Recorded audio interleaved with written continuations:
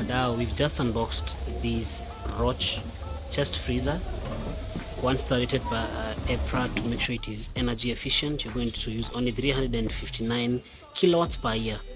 Okay, yes, this one looks like that, and then it is going for only 47,500 Kenya shillings. Very affordable if you ask me. It has 12 months warranty on the whole freezer. Let me tell you why I prefer this one over any other chest freezer. It has these two cool packs.